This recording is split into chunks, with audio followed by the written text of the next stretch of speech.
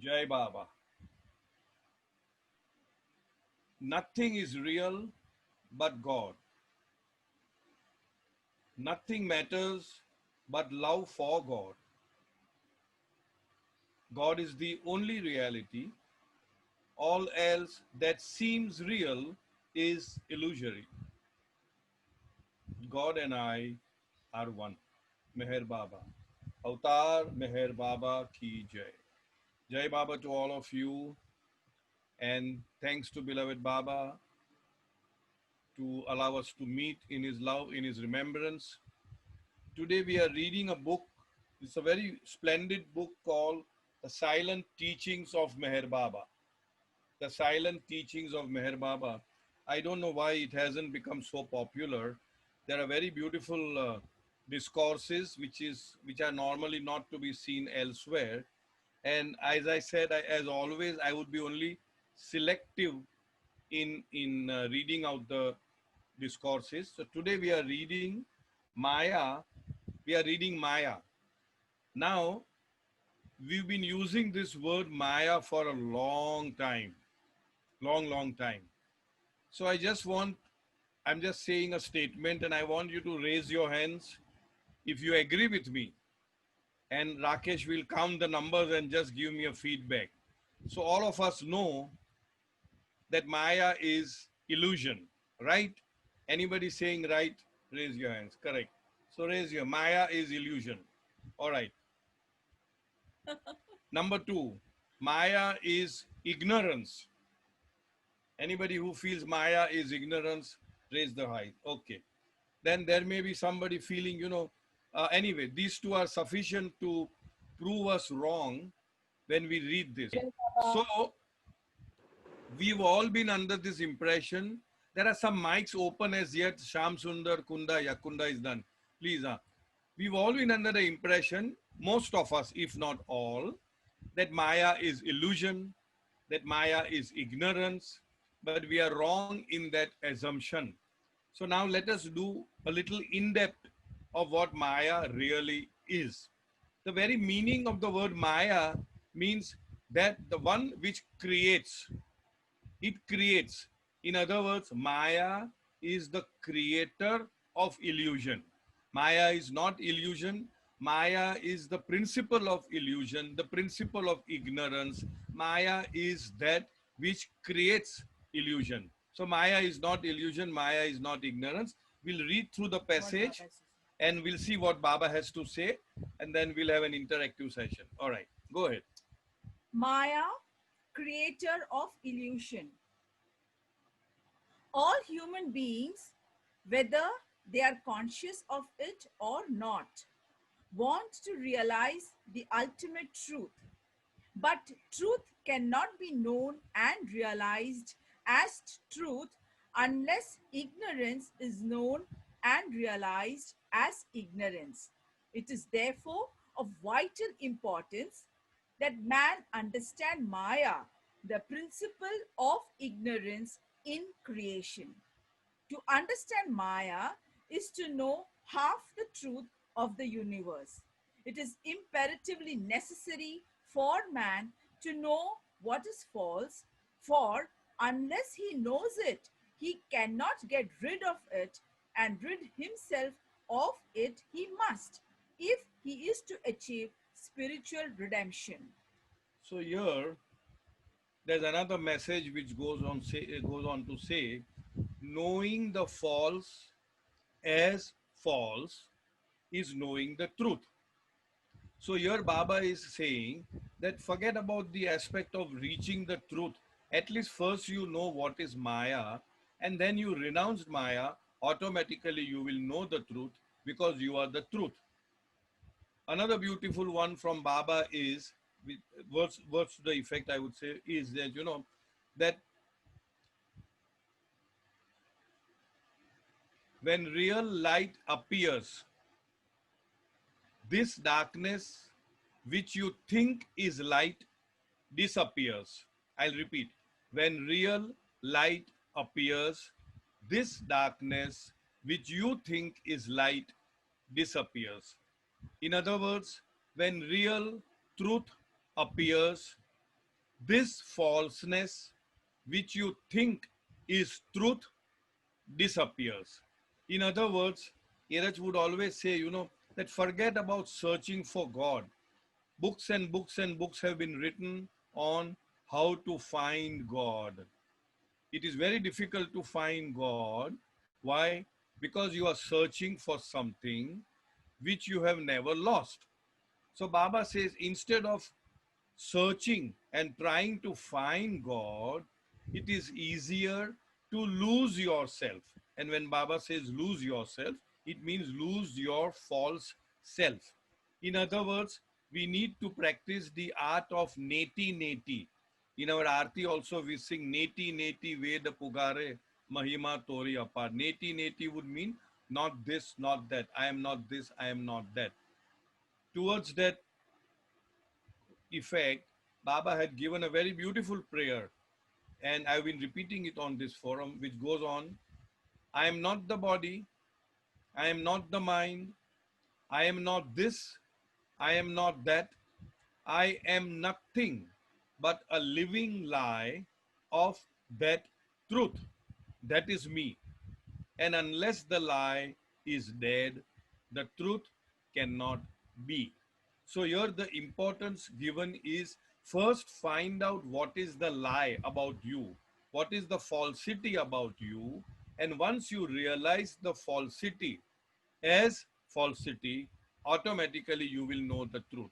So, in other words, what Baba is saying is to understand Maya is to know half the truth.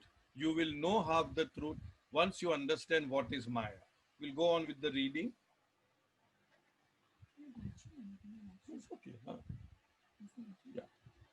The apparent existence of duality of a God infinite and a world finite is illusory, for in infinitude there is truly no room for anything else or anyone else.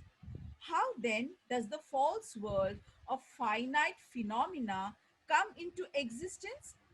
It is created by Maya. Even in God Speaks, last time also I had said when we were doing In in God's God's hand. hand, when we were doing in God's hand, I said about God Speaks, that even in God Speaks, there's a chapter which says, Atma in reality is Paramatma. That means in reality there is only Paramatma and Atma is an illusion. When somebody asks the question about what is the difference between infinite mind and finite mind, what's the difference between infinity, like how Baba is saying, Baba said that in infinity there is no scope for anything finite because it is infinite.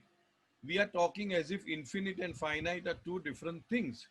So, in other words, where Baba, what Baba is saying very beautifully, the apparent existence of the duality of a God infinite and world finite is illusory. For in infinitude, there is truly no room for anything else or anyone else.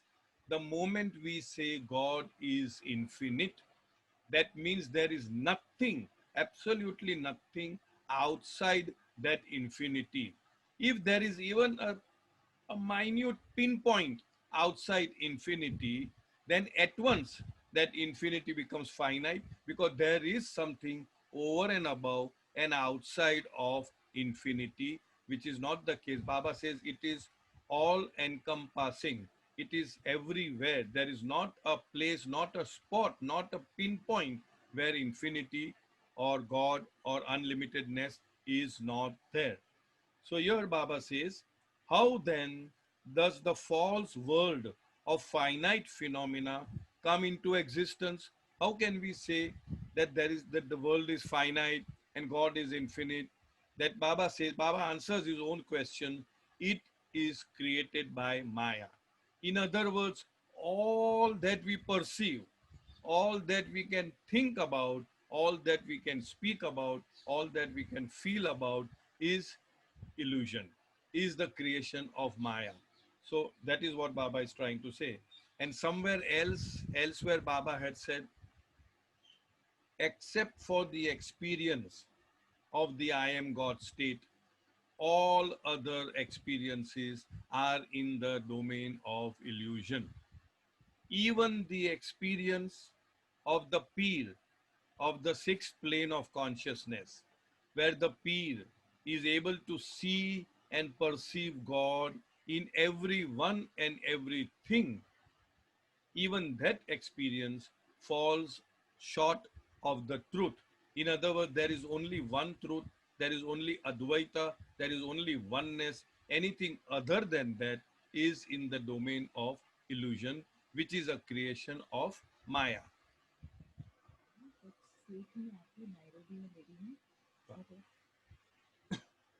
Maya eludes the comprehension of the finite mind. Its very existence depends on eluding it. For if the finite mind of man could readily grasp the meaning of Maya, the whole intricate scheme of deception, which is Maya's stock in trade, with which it has held all of mankind in its grip from time immemorial, would instantly disintegrate. It would, in fact, have been unable to hoodwink man in the first place. So, it is in the very nature of Maya to have placed itself beyond the pale of the human mind. In whatever manner the limited intellect tries to understand or explain Maya, it falls short of the truth. Maya is as unfathomable as God. Maya is God's shadow. While both God and Maya are beyond the comprehension of the limited intellect functioning in the world of duality, they come to be thoroughly understood in the clear light of spiritual realization. Not until then is the enigma of Maya completely and finally solved for man. In other words, what Baba is trying to say, that Maya has taken its position in such a beautiful place within our being that we have no scope of escaping it. I'll read the whole paragraph again. Maya eludes the comprehension of the finite mind. That means you cannot understand Maya with your finite mind. The only way is that once you realize the truth, then only you will be able to understand that everything else, the entire so-called journey, the entire aspect of creation, the entire aspect of evolution of consciousness, of reincarnation, of involution, everything happened in the dream state or in the illusory state. Maya eludes the comprehension of finite mind. Its very existence depends on eluding it. Eluding what? The finite mind. Its very existence depends upon eluding, escaping, and not coming in the grip of not being able to be caught by the finite mind. For if the finite mind of man could readily grasp the meaning of Maya, the whole intricate scheme of deception, the entire plan, the entire scheme of deception, of cheating, of misleading us, which is Maya's stock in trade, which is what it is using against us, with which it has held all of mankind in its grip from time immemorial, would instantly disintegrate. That means if Maya could be easily caught by the finite mind, then all the tricks of the Maya, which is nothing but deception, will all fall apart. It will not be able to play up against us, but that is not possible because it eludes the functioning of the finite mind. It would in fact have been unable to hoodwink man in the first place. That means if man had the capacity to understand the tricks of Maya, then in the very first place itself, Maya would not have been successful at all. But it is not so. So, it is in the very nature of Maya to have placed itself beyond the pale of the human mind, means beyond the scope of the human mind. Maya has placed itself, has settled itself in such a manner that it cannot be caught within the grip, or it cannot be grasped by the human mind. In whatever manner the limited intellect tries to understand or explain Maya, it falls short of the truth. In other words, to understand Maya is beyond the reach of a human mind. Maya is as unfathomable as God. Maya is God's shadow. Maya is nothing but God's shadow. And because God is infinite, in a sense, Maya and all the attributes, all the tricks of the trade, as we call it, which the Maya conjures up like a magician. It brings before, in front of our eyes, so many factors. That also is infinite. God is infinite in its oneness, in its unison, whereas Maya is infinite in its multiplicity. Maya divides, whereas God unites. Maya is as unfathomable as God. Maya is God's shadow. While both God and Maya are beyond the comprehension of the limited intellect functioning in the in the world of duality, they come to be thoroughly understood in the clear light of spiritual realization. That means only in the spiritual realization will you be able to understand what was the role of Maya. And once you are realized, you will not even bother to know that, because it was just a shadow, it was just a dream. Not until then, that means not until you realize the truth, or you realize the self, or you realize God, not until then is the enigma of Maya completely and finally solved by men. So, in other words, what we get to know from these paragraphs is that Maya is the creator of illusion.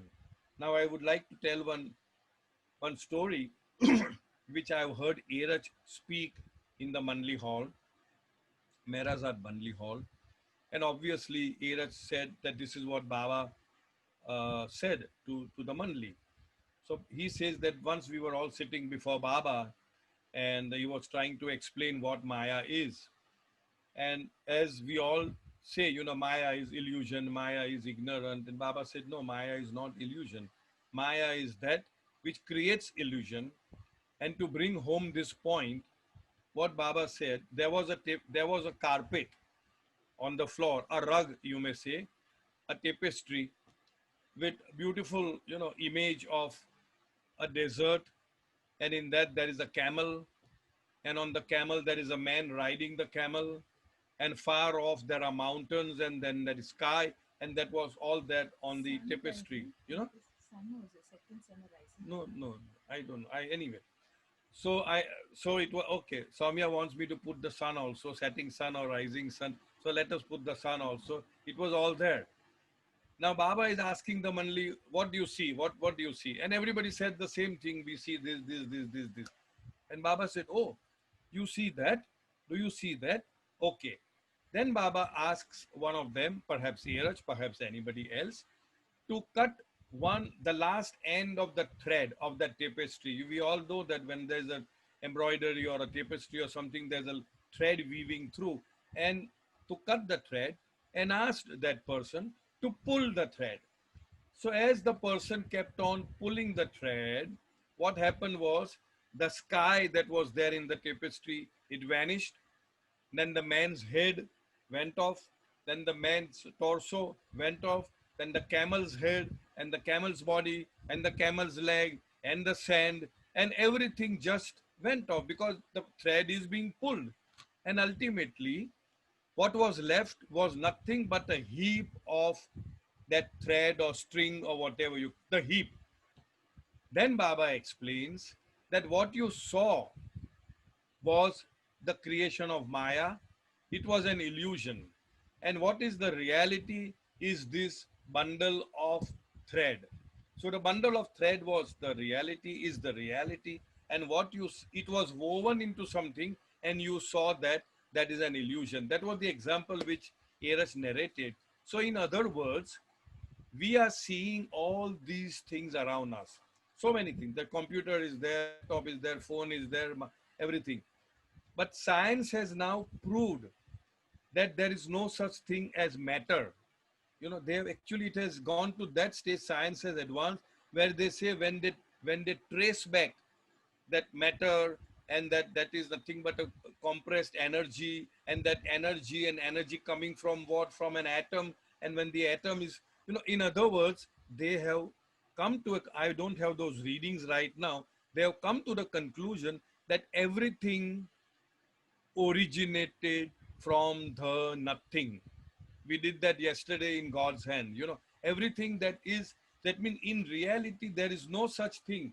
This solid book that we are talking about is not a reality.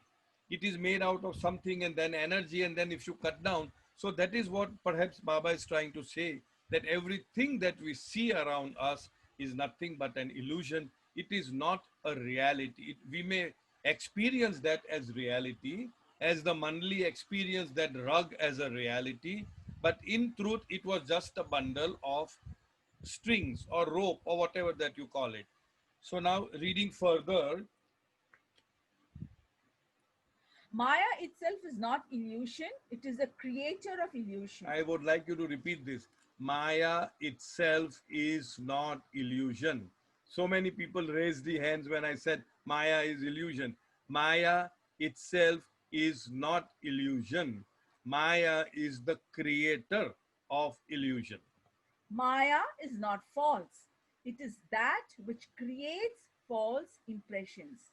Maya is not unreal, it is that which makes the real appear unreal and the unreal appear real. So here in Maya a, is sorry, not go ahead. duality, it is that which causes duality. I would like to repeat Exactly. this. I would like, for example, I think that I am, this is body. This body is mine. I am this reality. So this is the creation of Maya. Whereas what is real, Baba says, in reality, everyone and everything is nothing but God, because God is infinite, God is eternal, and most importantly, God is indivisible. When something which is indivisible, then there is nothing besides God. There cannot be anything without God, or rather besides God. But I think I am separate. Soumya is separate. You all are separate. That is the creation of Maya. Now, if I cannot answer any question on this, because I am in the same boat as we all are, in the boat of illusion. But Baba says that, that Maya itself is not illusion, it is creator of illusion.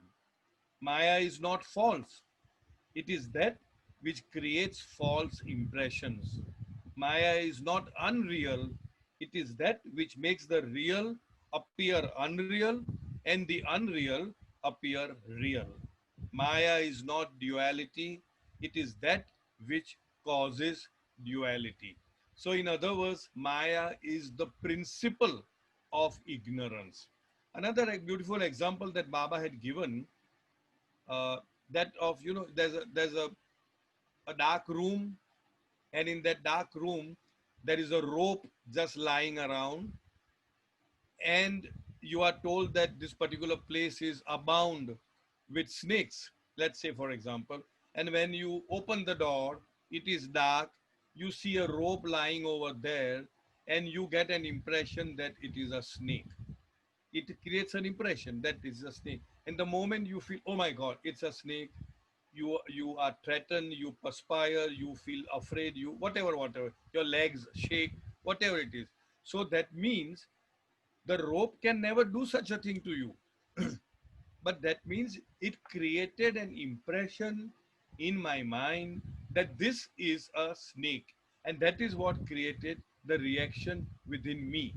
So, in other words, Maya is the creator of impressions. Maya is the creator of falsity. Maya is the creator of duality. Maya becomes irresistible by taking possession of the very seat of knowledge, the human intellect.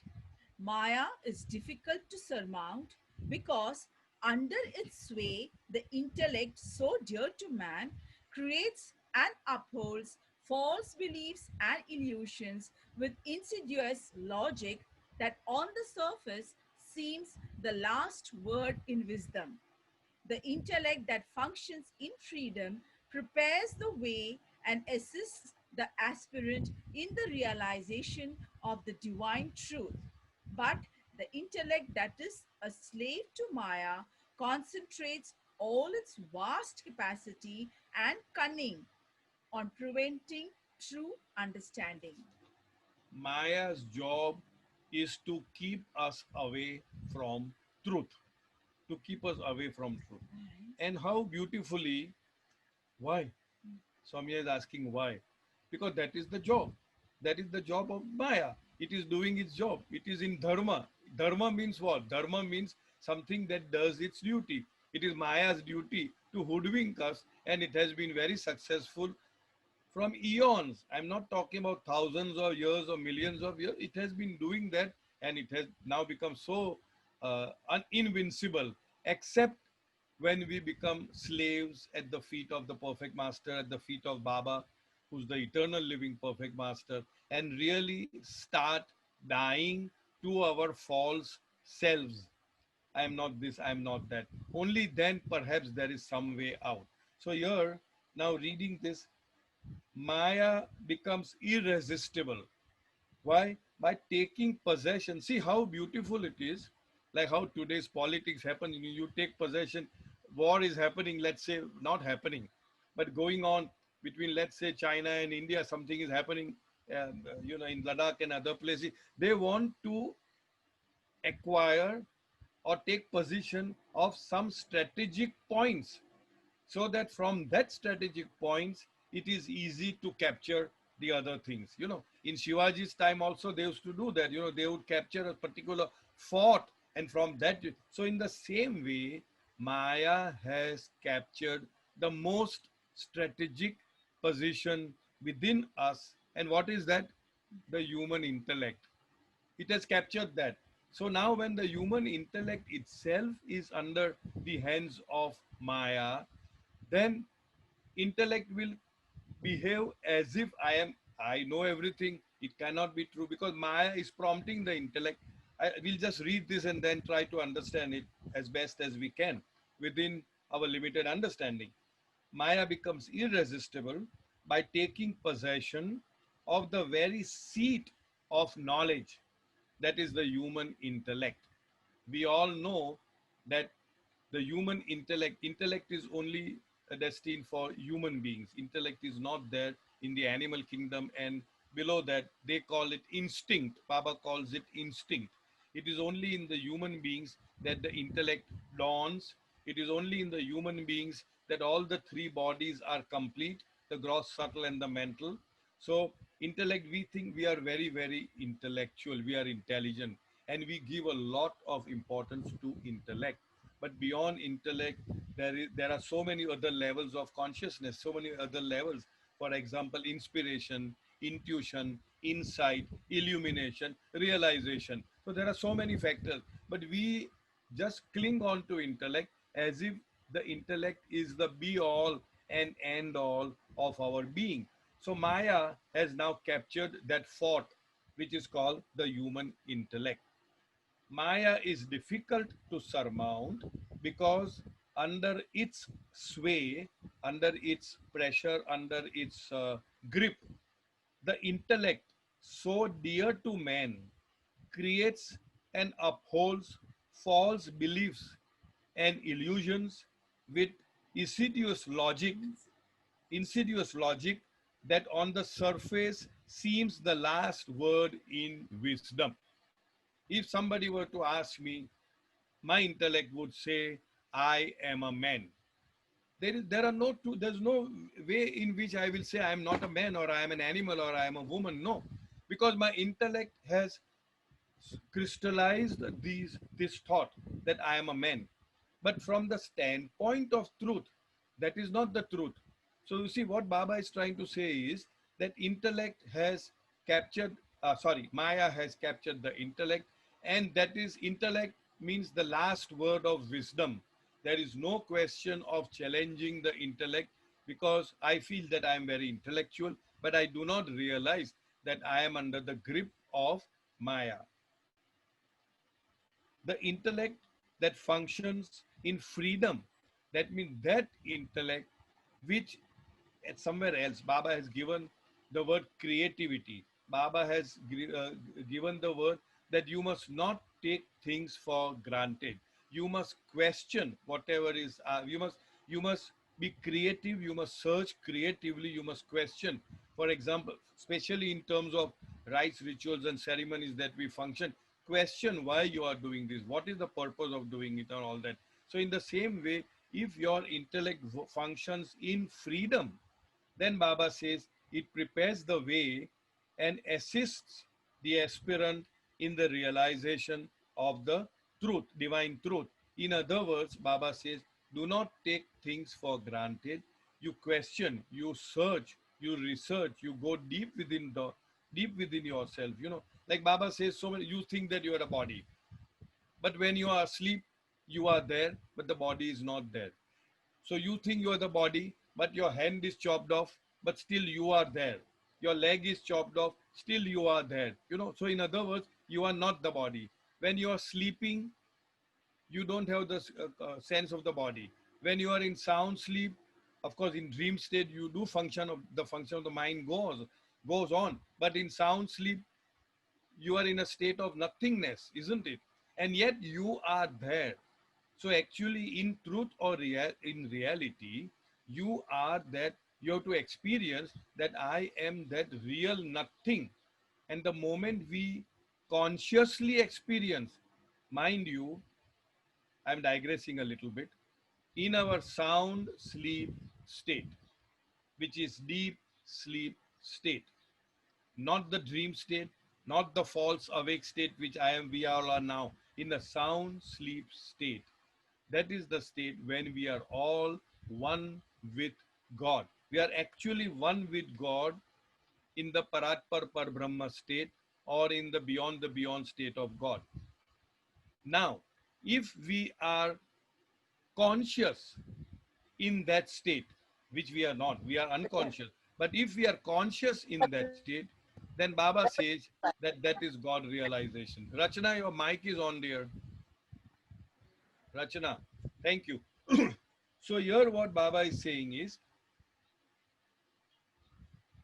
that if a mind or intellect functions in freedom, then there is some scope for that aspirant to reach the truth.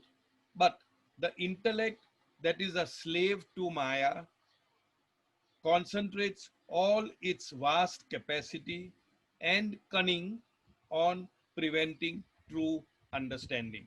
In my understanding, limited understanding, we all are, in a sense, slaves of Maya. Because Baba says so many things. Baba says, you and I are not we but one. Do we experience it? No. Baba says, don't worry, be happy. Are we stopping the worry? No. In other words, we are so much slaves of our intellect, slaves of our mind, that sorry, uh, that we are not function in absolute freedom. So Baba says the intellect that functions in freedom, there is some scope for that aspirant to reach the truth, but you are functioning under the control of the intellect is functioning under the control of Maya, then it will continue like this. We'll go on some more time. We still have time. I'll take it. Go ahead.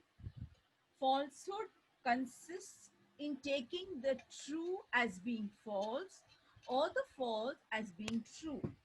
In other words, considering anything to be other than what it intrinsically is.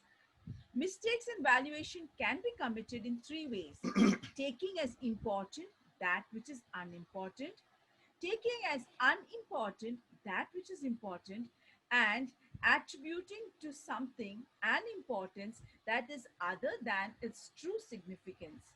all these falsehoods are creations of Maya. So this is a very beautiful sentence. What is falsehood when we say falsehood?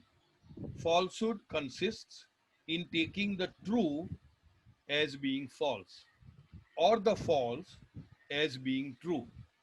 I remember somebody asking Eraj that Baba says that you have to think, there was another sentence which Baba had given the Manli to meditate upon or to think all the time for a certain stretch of time.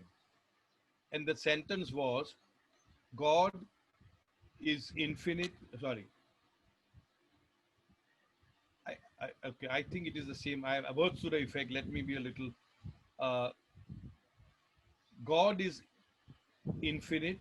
God is infinite, and God is infinite, and I am a part of the infinity.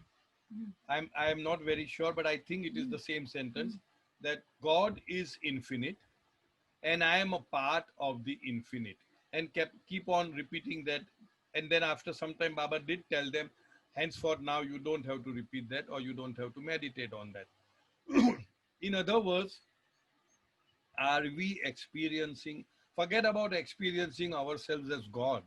That's a far-fetched experience. Maybe it can come in a jiffy also for any of us if Baba wishes, but that's his wish. But even to think that I am a part of infinity, even to think and that I am a part of God is also for us a falsity.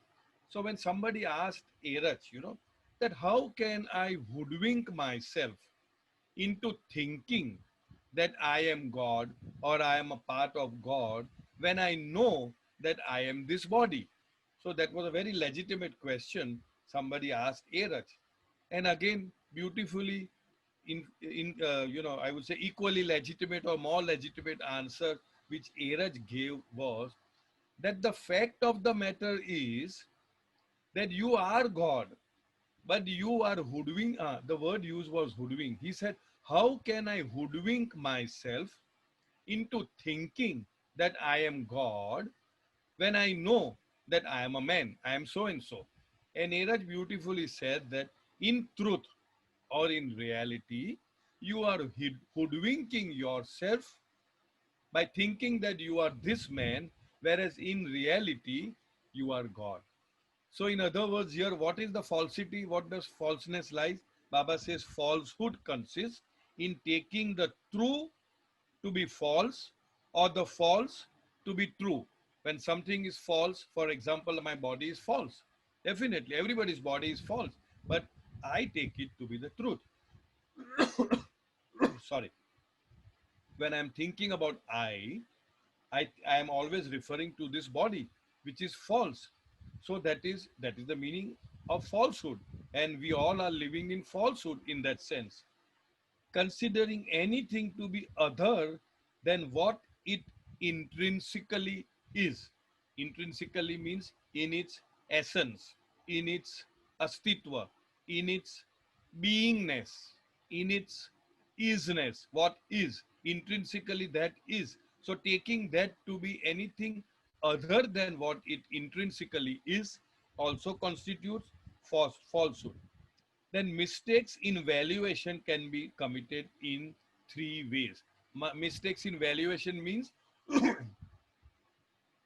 how do you value some other thing?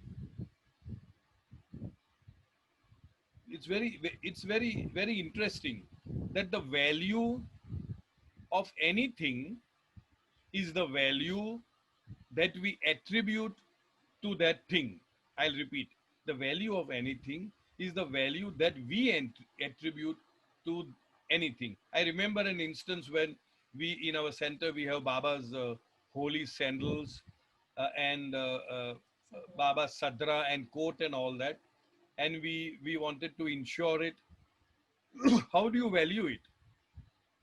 If an insurance surveyor comes, he would not even pay anything for it, because he says these are all tattered and torn things. What value are you giving? But for us, it is priceless. You can't put a price on it. So what is the value of that? That means the value of anything is the value that you attribute to that thing. You see, you anything you can say. Now, for example, I'm just giving an example that Soumya, supposing, gifted me a ball pen. Now, the price of the ball pen may be, say, 500 rupees, let's say, but I may value it much beyond that. Why? Because it has been given to me by somebody special. So that value, in other words, what Baba says is that mistake of valuation can be committed in three ways. One, taking as important that which is unimportant, giving importance to something that which is unimportant. Later on, Baba talks about this. Soumya has beautifully noted down, so I'm saying it now. For example, the point that Baba gave was death. Death. We give so much importance to that, which according to the truth is unimportant. Because according to Baba, death is only an incident in life, but we give it so much importance. The second thing, taking as unimportant that which is important. And Baba has given the example of God. We take God unimportant. We take world as important. Why do people suffer? Baba says it is because you take God lightly and sorry, correct. You take God lightly and world seriously, whereas you must take God seriously and the world lightly. And because our valuation is all ulta sida, we are lopsided, and therefore we suffer. And the third one, attributing to something an importance that is other than its true significance. These are the three methods. And in the third, Baba has written ceremonies, rites, rituals, and ceremonies in themselves have no importance.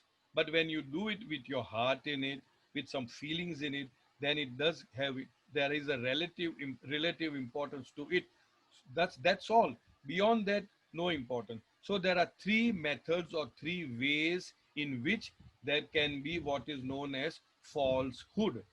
Okay, all these falsehood are creations of Maya. All these falsehoods are the creation of Maya. It is 6:14 already. I normally on Wednesday we stop about 10 minutes before 6:30 so that people who want to go for God Speaks may go. So I'm stopping here the reading because paragraph has ended. We'll continue with this because it's a very important, interesting, intriguing chapter. Now I'll open up for a few minutes for question answers. If anybody has anything to ask, you're free to ask me. Any hands being raised, Yes. Rakesh? Yeah. Jai Baba, this is Jai Rakesh. Baba Rakesh, bolo. So you mentioned that when the realization comes, one understands the role of Maya. One understand The what? role of yeah. The The role? role of Maya.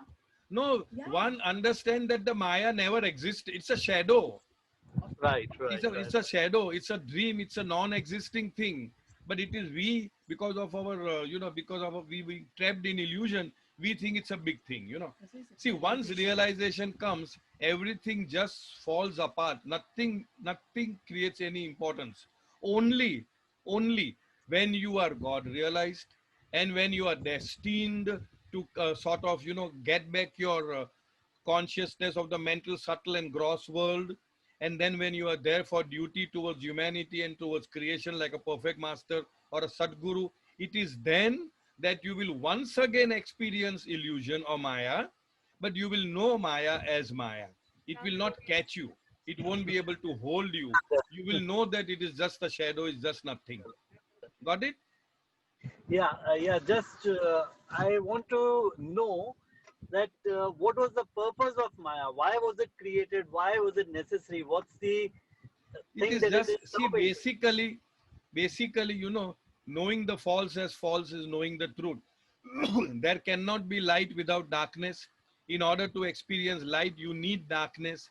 There cannot be freedom without bondage. In order to experience freedom, you must go through bindings or bondage. In the same way, it is the opposite which gives you the experience of the truth. And that is why Maya plays a very important role in the realization of truth. So to You know that create story duality. about a bird being free and not experiencing what freedom is, caught Yeah. it and put it in the cage and all that. We've done it several times. Right. So So you Maya can say plays that role. Maya plays that role. Yeah, create duality, so to say. it creates duality. It That is could not be the purpose. duality. It creates duality. It creates falsehood. It creates illusion, and Right. it creates ignorance by taking the seat, very seat of The intellect. intellect. All Right? right. Right. All right. Thank you. Anybody else? Any questions? Otherwise, we call it a day. But Then Tara, hopefully, yes. but isn't it that through this illusion we come to understand everything? Sorry, come. Through illusion, we come to Yes, understand. yes, yes, exactly. Is this maybe created for us to understand? Exactly. I'm See, not the same I like that. repeatedly keep telling that what a beautiful dedication Baba had given in terms of God speaks. You know, what is the dedication? It is dedicated to the universe, the illusion that sustains the reality. So how would illusion sustain the? It is only through passing through the process of illusion that we experience reality as reality, and therefore it plays a very important role. Illusion has a very important role, but unfortunately we are all caught up in that, you know, and the more we struggle to get out, the more we go inside. And therefore, very beautifully, Baba says, do not bother about any kind of spiritual gymnastics. Just love me. Just keep me as your constant companion. Natural love that naturally flows from you to anybody whom you love dearly. So you love Baba in that way and more. And that suffices all. There's no more thing to do anything else, because anything else that you do, Baba says anything, whether you do japa, tapa, meditation, concentration, ulta latko, head balance, you know, you hang yourself on a tree or whatever it is going to bind you. Everything binds except pure love. So Baba simply wants us to love him. That's all.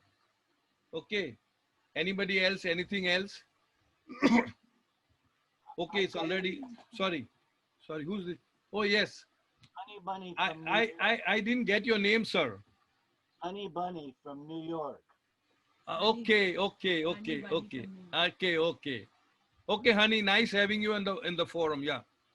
Yes, I got the impression from God Speaks that Maya and illusion play a role in the development of consciousness, the Yes. Yes. growing consciousness. Is that correct? My See, growing basically, okay, development. I'm not very clear about what the question is, but what you are saying is, if I'm understanding it correctly, as the consciousness of the soul evolves, you know, there are more and more complex or complicated forms that we acquire, and as we are evolving, we are getting more and more sanskaric burdens or impressions, and that is a reflection of Maya. Is So that what yes. you're saying? So yes, what you're saying is What you're correct. saying is correct in that sense. And also that those those false impressions, um, you could say, grow the consciousness, evolve the consciousness. Evolves Yes. consciousness. No, I'm not very clear, Honey Bunny, by your evolved consciousness. Consciousness is completely evolved in the first human form. Beyond that, there is no evolution of consciousness. That is what I understand. From There God is only speaks. a process of reincarnation. Till such time, reincarnation would mean both accumulating more samskaras and also spending samskaras, till such time as you enter the first plane of consciousness, which is the involutionary journey, and that is where the unwinding of the samskaras start. This is what I understand from Baba's literature. But I'm not very clear about what is your question. There is no evolved, every human being is sufficiently evolved Correct. that in the very Evolution is complete. first human form, Baba says, in the very first human form, the consciousness of the soul is whole and complete. Evolution is complete. That's what Baba says. So that raises the question, in pre-human forms, are animals subject to Maya, or Yes. Everybody, yes. It starts, that is why Baba says it is from millennium. It has been going on for millions and billions of years. Yes, we are all subject to Maya, correct? Because animal may see us and run away from us, or they are all subject to false evaluation and everything. Yes. Oh yeah, and I Okay guess then. Okay. Thank you so much. Thank you for joining us. Jai Baba, everybody. See Jai you next Baba, Jai Wednesday. Baba. Thank you so Avtar much. Meher Meher Baba Baba ki ki Jai. jai.